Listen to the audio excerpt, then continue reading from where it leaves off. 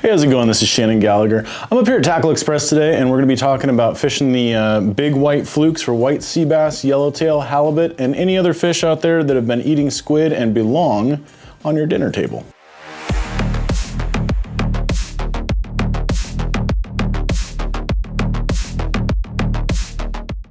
All right, today we're going to be talking about some really basic stuff and some more intricate tips to help you get bit on this kind of lure right here. You guys have probably seen this over the last couple years.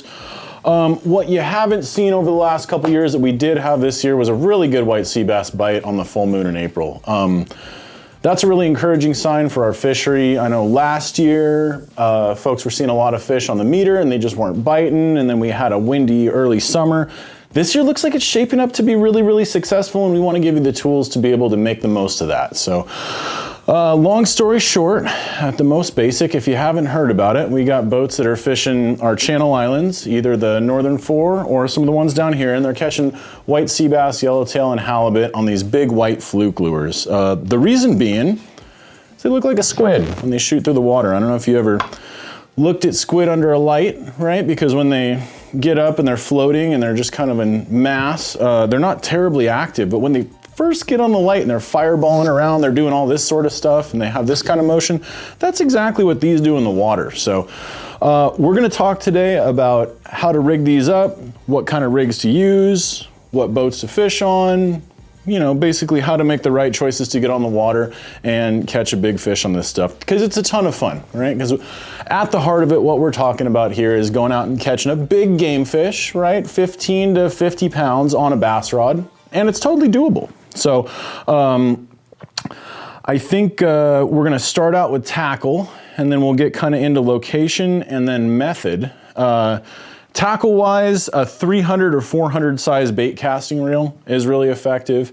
I've caught a bunch of fish on the spinning rod too. We'll talk about that later. That's a little bit more of a niche thing for people who want to stick around. But rod, reel, lure, line, right? I like a really long rod. This is a 10-foot rod. I like this because I can move a lot of line. One of the things about this technique is that you're getting bit on the sink. So being able to move a lot of line up to get the lure up, and then giving it back to let the lure have a natural sink is really important. This is a 400 size reel. It holds a lot of line, and I'm using pretty light braid. That's important too. I have 40-pound braid on this 400, and I have 30-pound braid on my 300. The reason for that is it fishes better in deep water. You're not usually around a lot of structure. If you're gonna saw one of these fish off, it's either gonna be on its own teeth or structure on the leader. So I try to keep that in mind. The best connection I can draw to it is, you know, those folks that are fishing like slow pitch jigs out in deeper water, they're fishing really light braid. I think instead of fishing 65-pound braid on something like this, which I would do for calico bass, right? If I was fishing calico bass on a 400 size reel, I'd be fishing pretty heavy braid. But for this kind of stuff, I'm going lighter. This right here, as I mentioned, a 300 size reel. This is on a 9-foot rod, right? A little bit shorter, a little bit more compact. I'll fish this shallower, and I'll get into why later. The other option that I want to make abundantly clear, right? These are custom rods. I built them myself. I love them. They fit me. If you walk into a tackle store, if you walk into Tackle Express, this right here is a United Composites Swim Bait Fanatic. This thing is great. It's got the right tip for it. It's 8 feet long. You can turn around and go calico bass fishing the next weekend on it. This is my freshwater swim bait reel. I brought it because it doesn't have any line on it, and I'm gonna be doing a lot of this. Safer with no line. This is a great combo for this. Any of the Lexes, any of the Tranxes, 300 or 400 size reel, and you can go out, fish one of these lures and expect to be pretty successful. So, since we've talked about that, the two main lures that we're talking about for fishing white flukes for sea bass are either gonna be the sudden impact 8-inch fluke, which is pretty large, or also the Bass Tricks 7-inch fluke. My favorite color in both of those is white, just solid white. I've tried to think my way around that, and I've never been terribly successful. So if you're trying to find a different color that might work better, and it does work better, let me know. But until then, white is working great. So there's a couple of different lead head styles that work really well for this. I'm gonna show you first the sudden impact right here. That's gonna be a get 'em style head in an 1.5 ounces. I do 90% of my fishing out in open water with the 1.5 ounce get 'em head. You'll notice I have it on my 10-foot rod. It's really nice. It's the right weight to be able to cast. It sinks to the bottom in 60 to 100 feet of water reasonably quickly. And then when it's down there, what's important about these heads is they have these wings sticking off the side. What those do is when you jerk on the lure, instead of it coming up like a traditional lead head would, it goes to the side. So one of the retrieves that we'll talk about later, you're hitting it, giving it slack, hitting it again, and giving it slack. And what that's gonna do is gonna send the lure about 6 feet one way and then 6 feet the other way. And again, it goes back to how squid behave in the water with this kind of action. The bass tricks, I fish a couple different options on that. I think the best one to look at here, this is what we call a Cody head. I think you'd recognize it if it was yellow, which they sometimes are.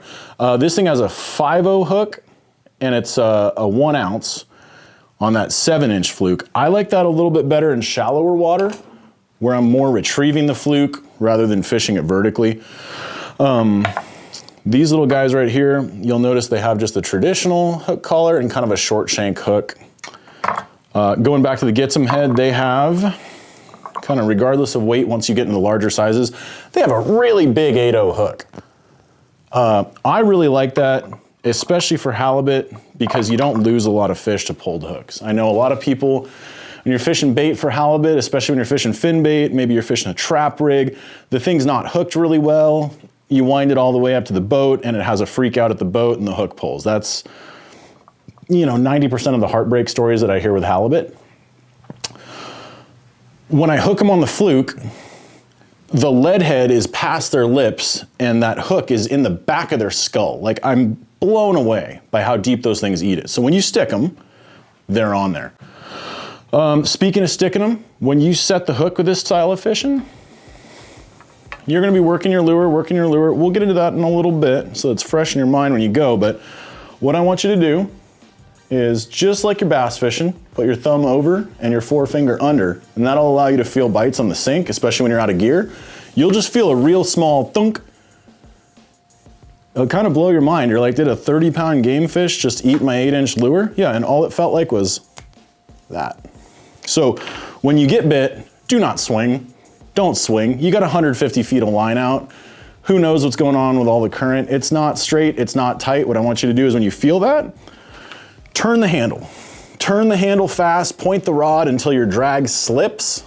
And I mean until your drag slips, not until you can't turn the handle anymore. If you can't turn the handle anymore, try. You'll be able to turn the handle until your drag slips. And then you can fold your rod up. First thing that's gonna happen is the fish is gonna freak out. It's gonna take a run. You're gonna have to follow it around the boat, but you'll have that hook in it and you'll be able to do that. So do not swing. Don't swing, don't swing, don't swing, just turn the handle. Going back to shallow fishing versus deep fishing, I like the Bass Tricks fluke on the Cody head shallow. There's a few retrieves that work really well, and we're gonna start with shallow. So what I like to do after making a long cast, sink the lure to the bottom. If you guys fish glide baits for freshwater bass, you'll recognize this one, but as soon as my lure hits the bottom, I take up the slack and I can feel the lure. I got my rod out here. I'm just gonna chop the handle. I take half handle turns. And then I put my rod tip up, and what that's gonna do is gonna make that thing move just like a squid across the bottom, and then I put my rod tip up, it's gonna glide gently.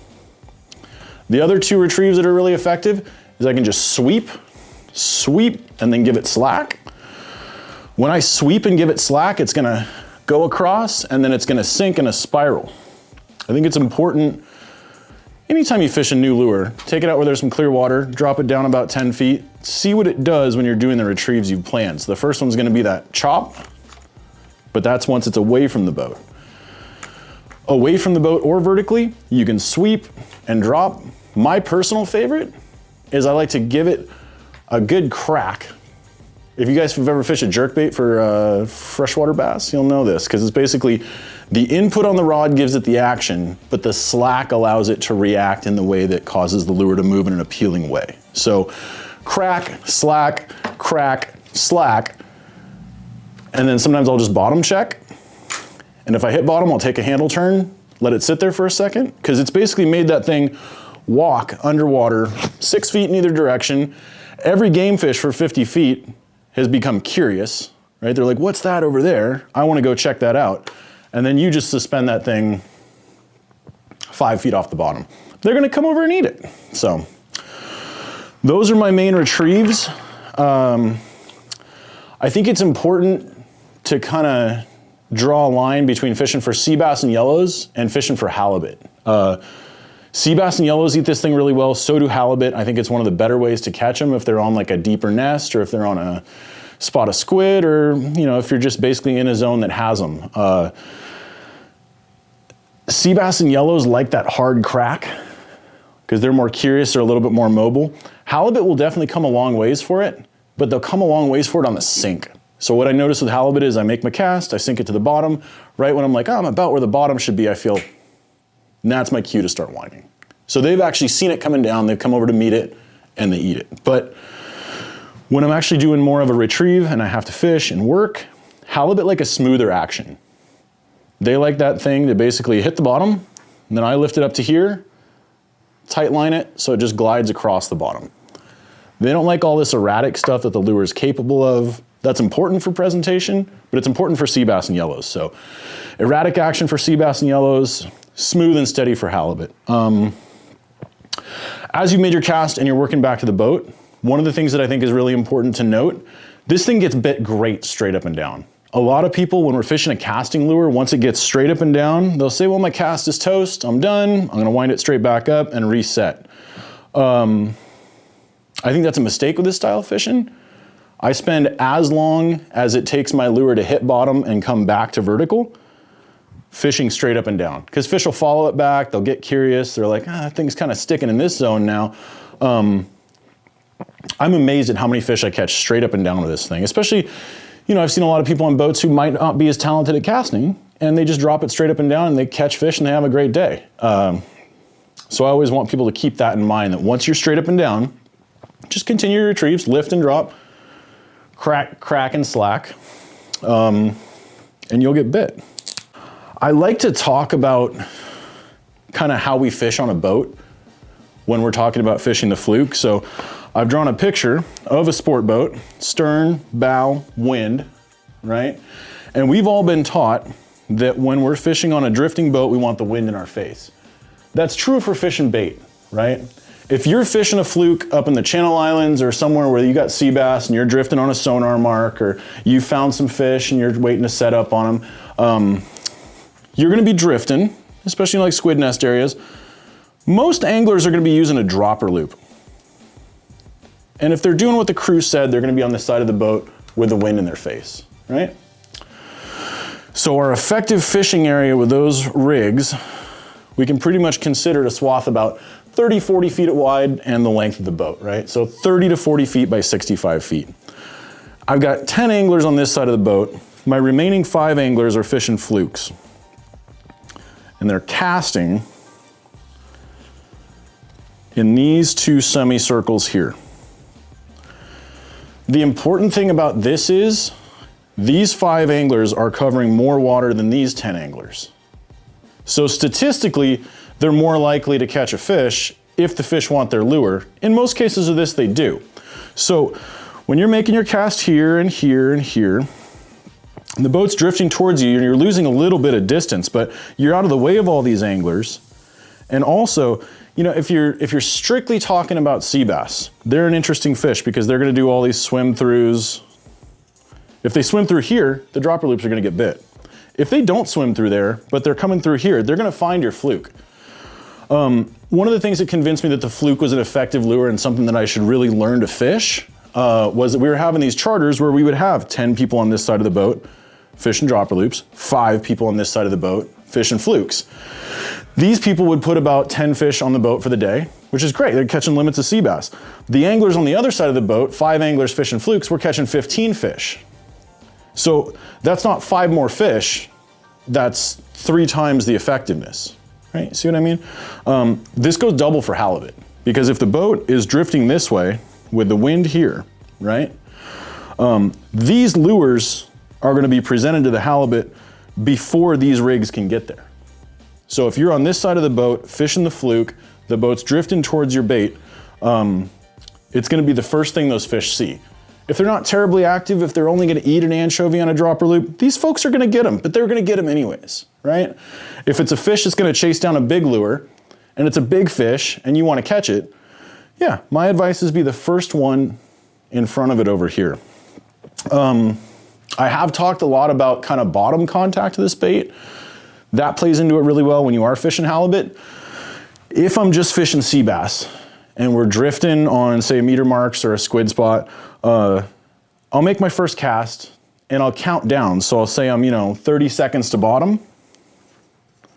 30 seconds, that's how long it takes me to get to the bottom. On the next cast, I'm gonna count down to 20 seconds and put it in gear there. And basically, from there on out, right, every third cast, I'll try a mid-water column swim. A lot of it is that chop glide action, chopping the handle.